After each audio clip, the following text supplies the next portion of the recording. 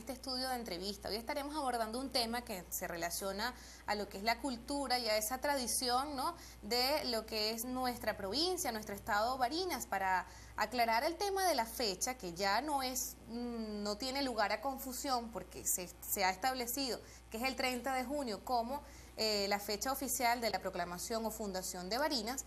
Aún continúan existiendo publicaciones en internet y pues, algunos sectores manejando como el 25 de mayo como la fecha oficial. Para despejar estas inquietudes desde el punto de vista histórico y cultural nos acompaña Leonardo Ruiz Tirado, quien actualmente es director del Museo de los Llanos, quien además es fundador de esta institución y un reconocido escritor venezolano. Bienvenido, gracias por estar con nosotros. Muchas gracias. Cuéntenos en principio, antes de adentrarnos a este momento histórico, ¿de dónde proviene el término Barinas, ¿no?, que tiene una connotación bien bonita?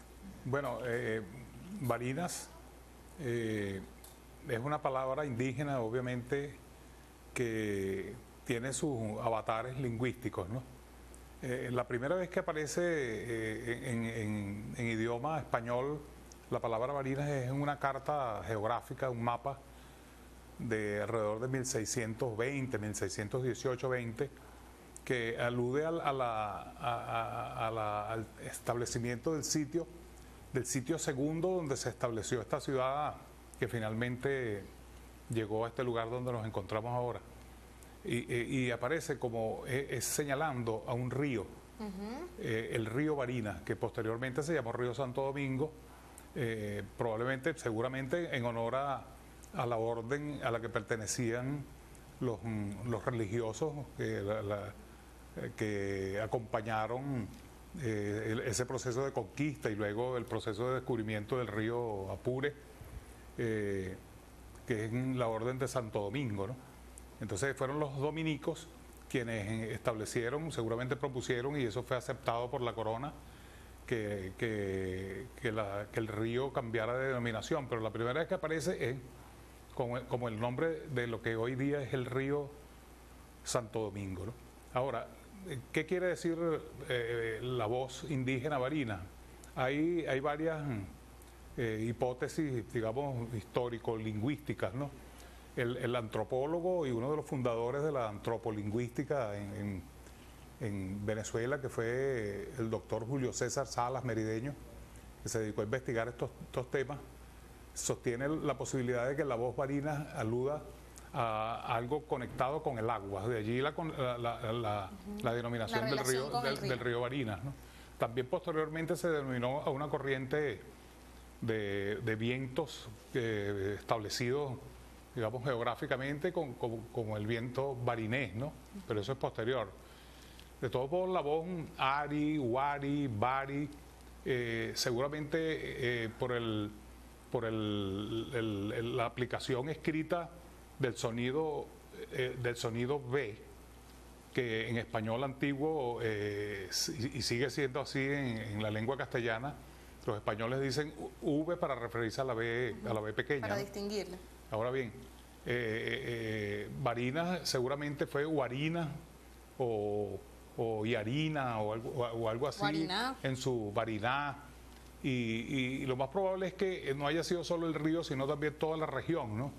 Porque hay documentos antiguos que han sido promovidos en distintos libros de historiadores venezolanos que hablan de litigios, por ejemplo, jurídicos, alrededor de 1580 y tantos. Cercanas a la fecha. Sí, posteriores a la fecha de fundación de Altamira de Cáceres, que dicen que fulano de tal es nativo o fulana es nativa de Barinas. Pero resulta que la ciudad de Barinas no existía oficialmente, sino hasta que en 1628 por allá se produjo el traslado oficial del Cabildo, que implicó también la mudanza, digamos, de los sectores poderosos, de las autoridades, de los terratenientes, de los dueños de sembradíos y de esclavos también, a la mesa de Moromoy, que es la actual Barinita, con el nombre de Nueva Trujillo de Barinas. Pero sin embargo hay próceres y personeros de la historia oficial, sobre todo de la época, que tuvieron su actuación en los años posteriores, que son referidos siempre como nativos de Barinas. Es decir, que el término ya existía a pesar de que no se había adoptado como nombre oficial del Sí, lugar, ¿no? ya existía por eso que comentamos, ¿no? Ya hacían un uso de ese término en referencia Era una región, Barinas era una región, un territorio, el hábitat de diversos pueblos indígenas, en los que confluían pueblos que provenían del llano y pueblos que provenían de los Andes y del Piedemonte, ¿no? Ahora, ¿qué pasa, no? La historia de los documentos, de hecho, en Internet, ¿no? Que es la búsqueda quizás inmediata en estos momentos, reflejan aún la fecha del 25 de mayo, ¿no? ¿Por qué hay esa, o cuándo ocurre el cambio, luego de que fue en 25 de Sí. mayo que el capitán español Juan Andrés Varela, pues, instauró esta provincia en Altamira de Cáceres? Lo más probable es que la fecha de 25 de mayo haya sido la de el traslado de algún acta en el proceso de mudanza, como lo llama el historiador Virgilio Tosta, que habla de una ciudad viajera porque mudó en repetidas ocasiones, concretamente puntualmente en tres ocasiones, la de Barinitas y luego la de Los Cerritos, que es este establecimiento último. Probablemente la fecha de 25 de mayo haya sido la fecha de suscripción del acta de uno de esos traslados o del asentamiento de una de las actas. Y luego se hizo tradición, se hizo común y se hizo usual referir la fundación de Barinas como el 25 de mayo, cuando en realidad, a partir de 1981, gracias a las investigaciones que hacía sobre otros aspectos, pero también un poco con la posibilidad de encontrar detalles como este, que tienen tanta significación para nosotros, que lo hizo casualmente, investigación que hizo casualmente nuestra hermana Mercedes Ruiz, historiadora que es doctora de la Universidad de Sevilla, y ella localizó entre 1980 y 81 e informó oficialmente a la Academia de la Historia de Venezuela y al Consejo Municipal de Barinas el hallazgo de una copia exacta del acta de fundación de Barinas el día 30 de junio, escrito en letra y escrito en numerales en el acta, duda. porque hemos visto los facsimilares, sí, de lo que no queda ninguna duda.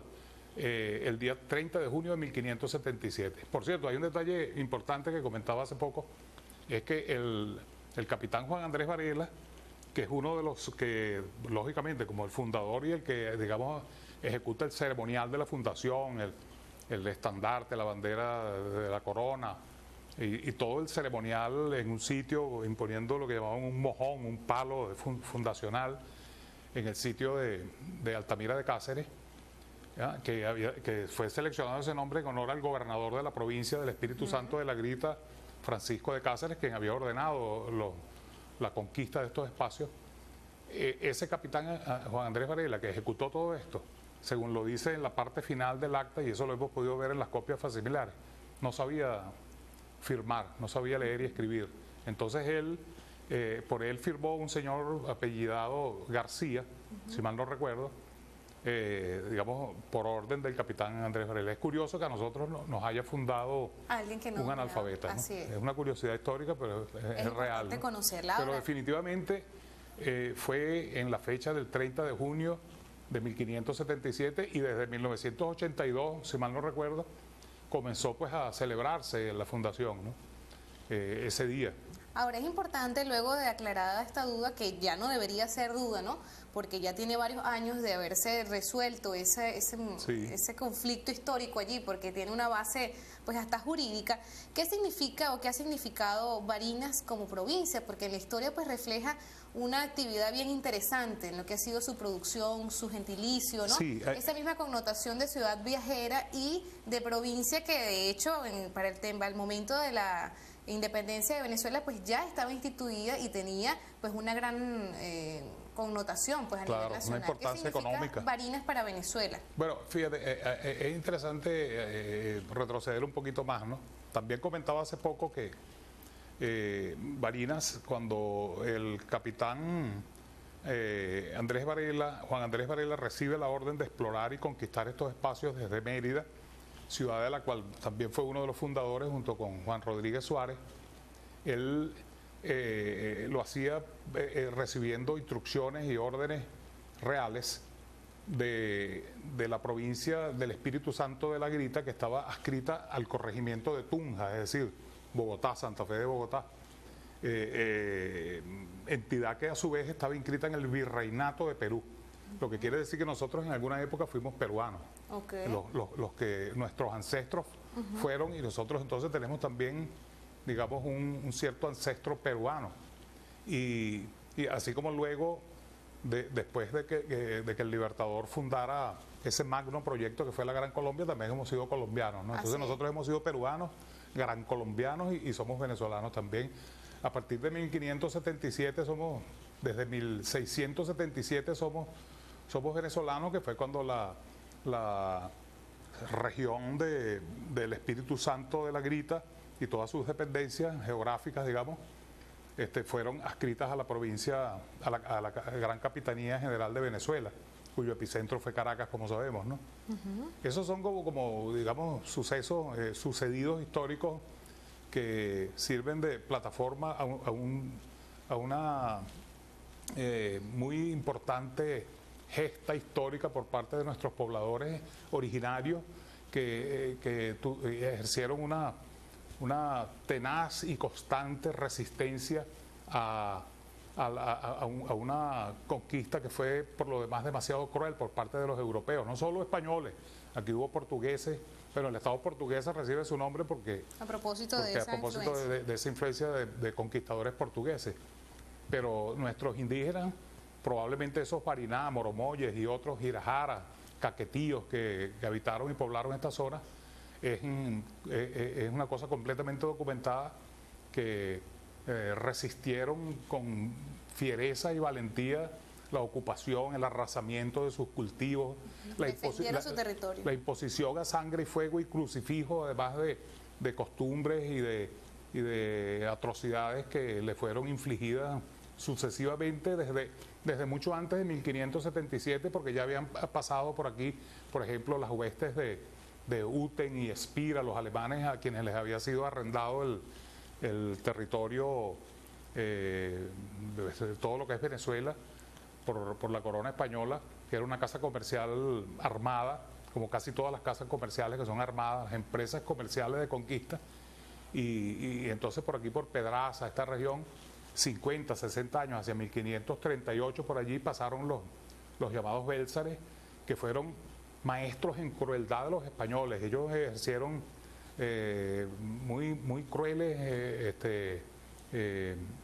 impactos en todas esas comunidades. De hecho, creo que hay un episodio, no sé si me corrige usted como experto historiador, que en una de esas contiendas o de esa resistencia de nuestros nativos marineses, pues este personaje de Uten resulta herido, ¿no? Y decide salir de nuestro territorio, ¿no? Sí, entonces cierto. se destaca ese espíritu aguerrido que usted nos menciona. Aguerrido en esa región de Pedraza que fue arrasada cuando los alemanes instauraron. Ella también, Pedraza, también fue una especie de ciudad viajera, porque se estableció, por eso existe Pedraza la Vieja y Ciudad Bolivia, que es conocida con el nombre de Pedraza, porque los alemanes y posteriormente los españoles también establecieron lugares que eran completamente repelidos y atacados por los pobladores originarios, y allí no solamente resultaron heridos varios de los alemanes y de los españoles, sino que fueron destruidas sus casas de habitación, incluso sus templos, porque sus templos fueron construidos sobre lugares sagrados para los habitantes originarios, en los cerritos, que eran lugares funerarios sagrados. Tratando de acabar con estas tradiciones. Tratando de borrar la destrucción cultural, que es una práctica común de casi todos los imperios, como lo han hecho ahorita también en el Medio Oriente y en todos lados. Yo creo que hay Barinas es un emporio de tradición y de historia, y también fue siempre, desde hace no décadas ni siglos, hace miles de años, porque el poblamiento de Venezuela tuvo en estos espacios llaneros y en la región de Barinas un lugar de paso y de establecimiento de centros poblados, de aldeas que datan algunas de 2.000, 3.000 años, ¿no? La arqueología ha venido puntualmente demostrando y localizando lugares que son mucho más antiguos, como lo testimonian, por ejemplo, la existencia de una vasta red de petroglifos que todavía no han sido suficientemente estudiados, pero que en todo el territorio nacional tienen ciertos enlaces simbólicos por los diseños de sus dibujos, pues, de sus grafismos, ¿no? Que hacen referencia a toda una era, ¿no? Que no era un hecho aislado. Sí, exacto, y que además tienen una conexión referencial en cuanto a los motivos de los diseños. Por ejemplo, aves que vuelan en una misma dirección hacia el sur o hacia el oeste, ríos, figuras antropomorfas, zoomorfas, que hablan de jerarquías en las sociedades que se establecieron en esos territorios siglos atrás, 1000 años atrás. Entonces, esto es una riqueza que empieza, digamos, a tejerse allí y que avanza en la historia siempre al lado de la insurgencia, ¿no? Es bueno decir esto porque también en esas épocas pretéritas hubo en el poblamiento y en el crecimiento de esas sociedades pugnas internas. Eso es una cosa constante en la historia de las sociedades, en la historia de la humanidad. Pero es cierto que Barinas está sembrada de miles y miles de evidencias arqueológicas de tipo cerámica, de una belleza en sus diseños, en sus dibujos policromados, también de instrumentos líticos,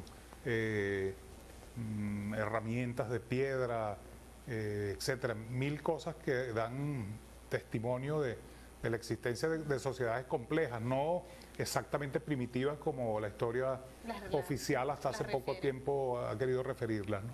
Entonces ese es como el sustrato de lo que vino después en la resistencia frente a la conquista europea y concretamente en la época de la independencia y en los días previos a la independencia, cuando la gente de Barinas puso en juego, puso en evidencia la pugnacidad y sobre todo la gallardía de los habitantes ya mestizos de esta región de nuestro país y de nuestros llanos, acompañando siempre las causas libertarias, yéndose siempre al lado de los ejércitos libertadores, proporcionando la inmensa riqueza ganadera, los caballos, los pertrechos, la comida, los bastimentos y la comida de gran parte de las guerras de Bolívar provinieron de familias pudientes que se pasaron a la causa independentista y también del pueblo mismo que contribuyó con sus mejores hijos e hijas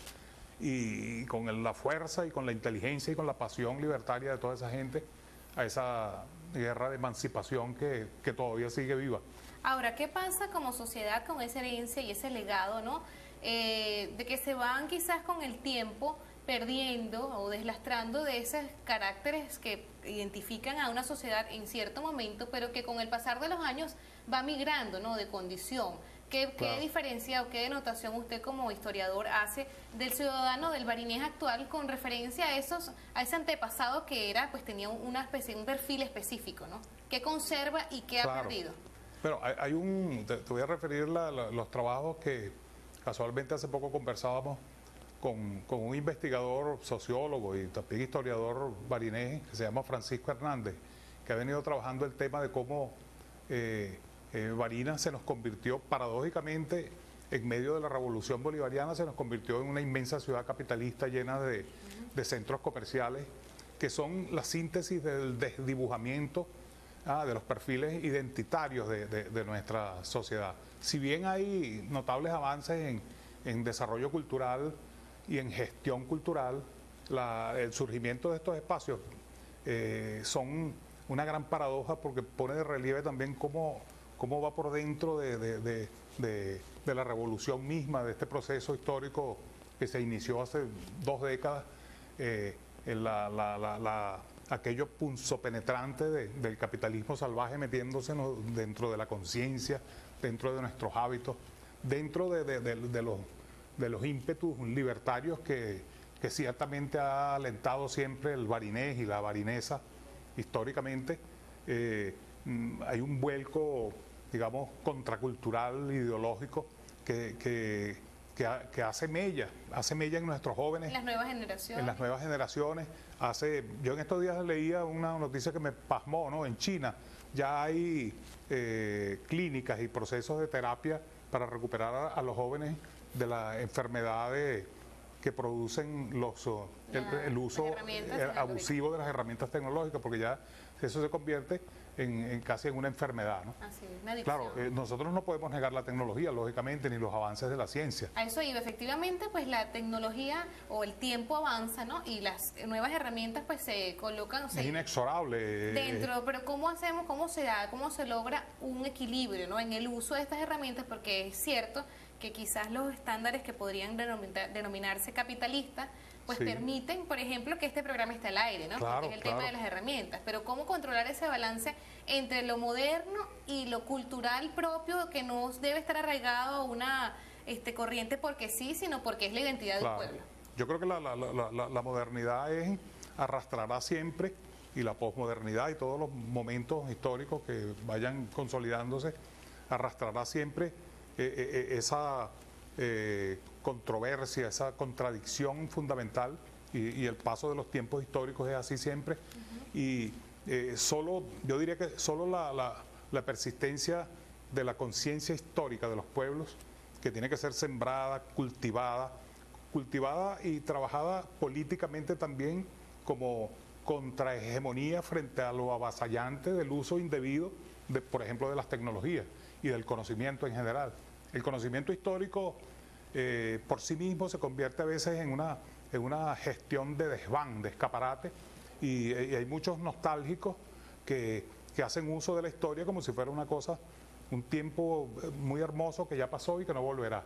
Pero resulta que nosotros tenemos luchas presentes y tenemos pendiente también la construcción constante, día a día, de un futuro que tiene que estar cimentado en esa historia. Cimentado en esa tradición. Digamos, hay una contradicción, hay una cosa dialéctica que se mueve hacia allá y hacia acá, pero que tiene que irse perfilando a través del crecimiento de la conciencia histórica de la población, de sus líderes, de sus gobernantes, y también de los líderes que no gobiernan, porque hay líderes, entre comillas, que promueven a veces... Que mueven masas, pero quizás no son las mismas personas que están en el poder en ese turno. Sí, exacto. Pues. Entonces es a veces la lucha por el poder la que hace que se impongan valores o antivalores que miran a la tradición como una solución, miran al pasado como una solución, entonces se niegan a que el futuro está presente, sí, y es indetenible. Sea lo indetenible que es, y sea además la demanda fundamental de transformación de esa conciencia misma y de las cosas y de la injusticia. Es el reto entonces de la educación, de las instituciones sí, de cultura, de quizás no pregonar el tema de que lo moderno es malo o la tecnología claro, es mala, sino asumirlo como quizás hasta herramienta de promoción de esos valores culturales. Sin lugar a dudas, yo creo que toda transformación de las sociedades y de la conciencia comporta siempre un parto, ¿no? Como decía ese filósofo revolucionario italiano Antonio Gramsci, siempre hay una sociedad que no termina de morir, y una que no termina de nacer, y en esos periodos, en ese claroscuro, como decía Antonio Gramsci, puede suceder cualquier cosa, porque allí se atraviesa precisamente frente a la resistencia a los cambios fundamentales necesarios, es donde anida el fascismo, por ejemplo, porque el fascismo puede utilizar la tecnología también, como lo han utilizado, por ejemplo, en los golpes de Estado recientes, para transmitir información confusa, para enrevesar todo el devenir cotidiano de la gente, para cultivar, por ejemplo, la guerra económica. Sí, es el uso correcto, ¿no? Que se haga el uso correcto, el uso en positivo, el uso constructivo, el uso que favorezca realmente a las mayorías, las comunidades, ¿no? Así es, nosotros pues tenemos que despedir este espacio, de verdad nos gustó muchísimo compartir con usted pues una entrevista que se paseó por muchos escenarios, partiendo de pues develar algunos aspectos interesantes sobre la Fundación de Barinas. Nosotros pues reiteramos sobre la información inicial de este programa, que se celebra el 30 de junio, porque así se estableció, se pudo constatar a través de documentos jurídicos, así que el próximo 30 de junio quizás lo tengamos aquí de vuelta, con mucho gusto, para pues seguir ahondando sobre estos temas históricos. Nosotros encantados de compartir con ustedes, esperamos que hayan disfrutado esta entrevista. Gracias. Saludos a su gestión desde el museo. Gracias y saludos a Barinas. Así es, nosotros nos despedimos hasta mañana, donde tendremos una nueva emisión de Telellano Noticias.